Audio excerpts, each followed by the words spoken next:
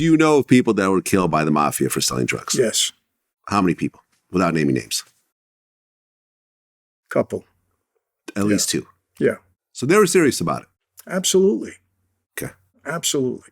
Well, I mean, speaking of drugs, you had talked about Bumpy Johnson and the Godfather of Harlem TV series, which you said, although the names are accurate, the stories themselves are all fictional.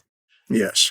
And Chris Brancato, who was the creator of that show, I made a comment and he got back to me because I said, I like the show. It's just it's so far-fetched. I mean, Chin Gigante was not involved with Bumpy like that. I mean, it's so far-fetched. But, you know, it's entertainment. It's not a documentary. So, I mean, they did a good job on the show. Right, because I guess you said that there really was no war between Bumpy Johnson Not at all. and the mafia. Not at all. But they were functioning at the same time in the same areas. Yeah, but they were doing drugs and we weren't. Okay, so basically, Bumpy Johnson was doing heroin. Yes. He was in the heroin business. Mm-hmm. The mafia was not. No. But Dutch Schultz was. Yeah. So who exactly is Dutch Schultz? Because I've always heard the name and... He was a Jewish mob guy. Which mob? The Jewish mob? His own, Jewish mob. The Jewish mob. Okay. And he was dealing drugs. From what I was told, yeah. So him and Bumpy went at it. They did.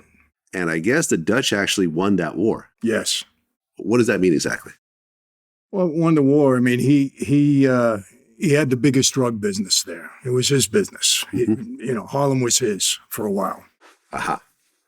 Okay, so he was actually able to seize control of Harlem from the biggest black gangster in the area. Yes. How was he able to do that? Again, I wasn't there at the time. They went to war. I mean, they were killing each other. So for whatever reason, he came out on top. And maybe he resolved it afterwards. But, that's before my time. I mean, was the Jewish mob around during your time? Yeah.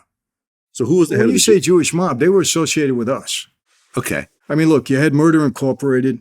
That was a mixture of Italians and Jews at the time. These guys were killing people for all five families back then. The Jews worked with us. So there wasn't a specific Jewish crew? No. It was just individuals? Yeah. Because Meyer Lansky, was he Jewish?